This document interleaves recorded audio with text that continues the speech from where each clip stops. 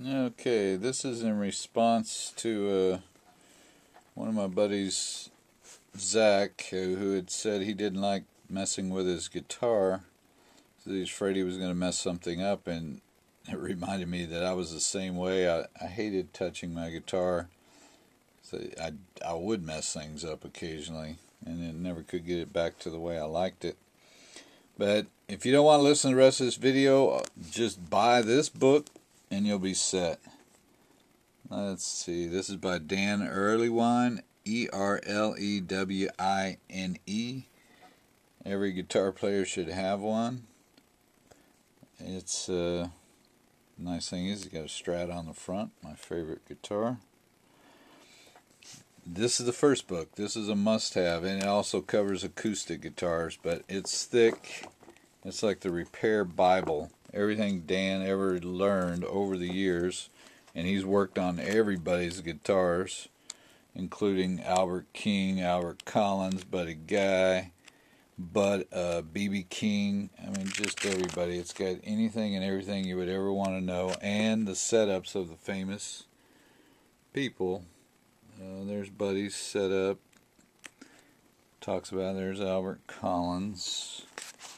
And even shows Albert Collins' capo. There's Lucille. You got to mess with Lucille. There's Dan in the background. Anyway, this is a must-have. Read this book and you won't have to listen to the rest of this video. The second book you might want to get, which is specifically Dan's book for electric guitars, is How to Make Your Electric Guitar Play Great. This has a nice feature. It's got radius gauges in the back, plastic ones that last forever. That's what I use right here. That's the radius gauge.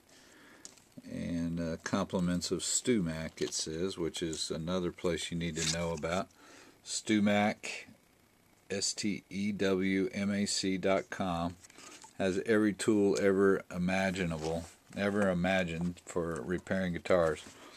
The good thing about this book, not only does it focus on Tellys and Strats and Gibsons, it also has a lot of setups for the famous players.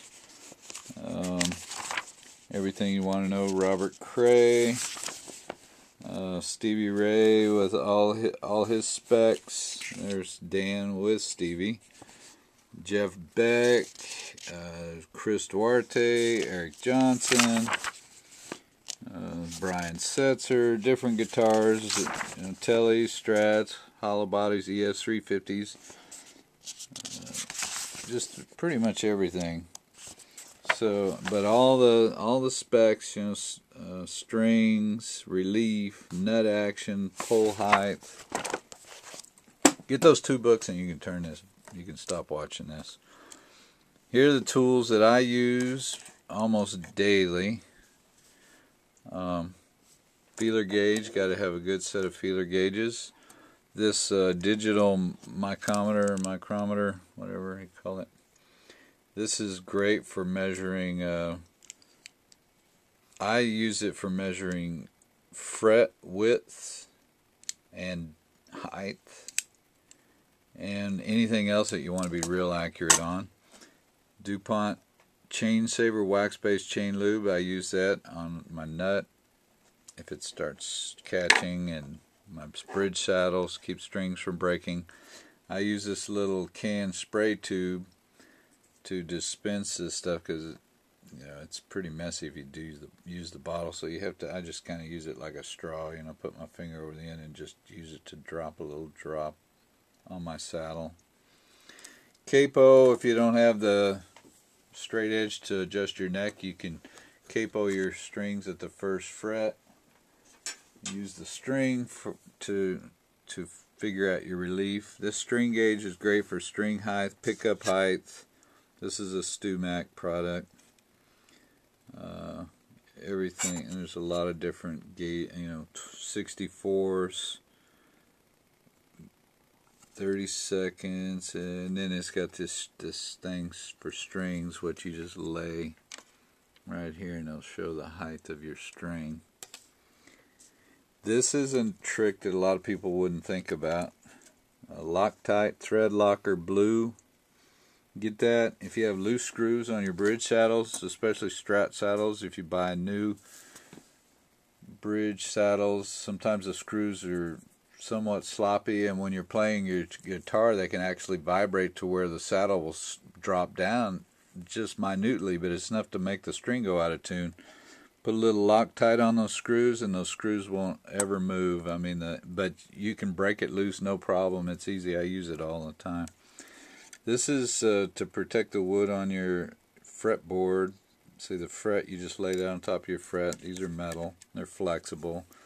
I don't use these as much anymore. I buffed up my frets with an electric buffer a couple times, and I would lay these on there just to protect the wood. A good screwdriver for adjusting your truss rod.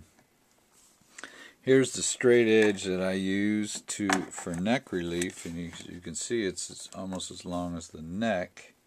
This is another StewMac product, Stuart McDonald, and it's, you know, precision edge.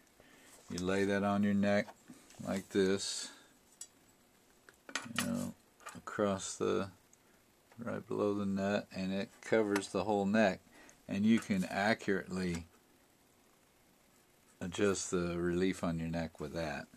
I use that a lot. I like that better than the string method. But that's pretty much it. I mean, the books will tell you exactly how to set it up, but I mean, I highly recommend learning how to do it yourself, because it just saves time. You can fine tune everything, get it to the way you want it. I mean, if I were going to adjust a guitar, the first thing I would do is use this. Use the feeler gauges to check the relief. You know, find out what the relief is. I mean, the feeler gauge should go through there. When you can get it to just barely pass through there, that's what the relief is. And I think Dan has you measuring around the 9th fret for relief. 7th to 9th fret is where you'll get the most relief. And just for instance, Jeff Beck and I think Eric Johnson, they like their necks dead straight to where there's no relief. You can't get a feeler gauge in there. So that's another good thing about the book. The first thing is you adjust the truss rod. If there is too much bow, I mean, I recommend a straight neck because I think you get a little more sustain. I've got just a hair relief in these necks, and they're perfect. But it gives you a little more sustain, a little more stiffness. A bow neck is going to be, just think of it kind of rubbery because the truss rod's loose inside. So the truss rod gives that neck a lot of support. But you would turn this clockwise, and you really don't want to do this on a vintage guitar, because you can see this pick guard's been gouged out because people are too lazy to take the pick guard off to get to it, and I don't know why. I mean, you really should take them off to adjust the neck, but nobody wants to do that, so you kind of cram this little bitty screwdriver in there and try to turn it. You usually only have to turn it a quarter turn at the most. Either direction. Clockwise will make it bend back. Counterclockwise will give you more bow, more relief. Clockwise, less relief. And then once you do that, then you can use your, well, figure out how high you want your action. So that's what you use the string gauge for. You would take your string gauge. Hopefully I can get this on video. And this is not a very good place to do videos, but take this 12th fret. Sometimes they'll measure it 17th fret, but the book goes into that. I can see that this is so around, what is that, E string, that's a 12th fret. That's 70 thousandths, or 7 hundredths, I mean, same thing. And so you get the action as high as you want. About a 1/16 of an inch is what I noticed on Hendrix Woodstock the other day. and I discussed it with my buddy Zapata about action. I've always had fairly high action, and so does Stevie Ray and some of these other guys in these books. But his action at Woodstock looked like it was way low.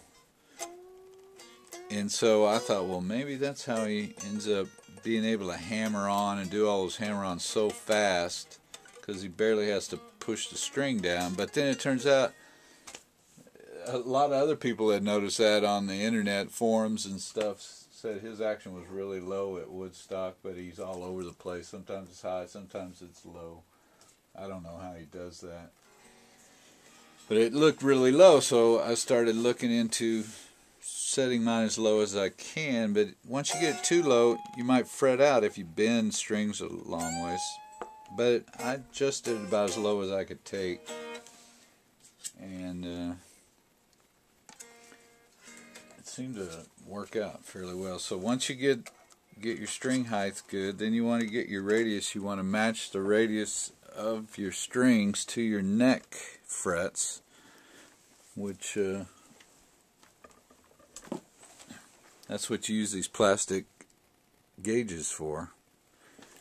And so you can put that on there. I've tended to, let's say this is a 7 1/4 radius neck.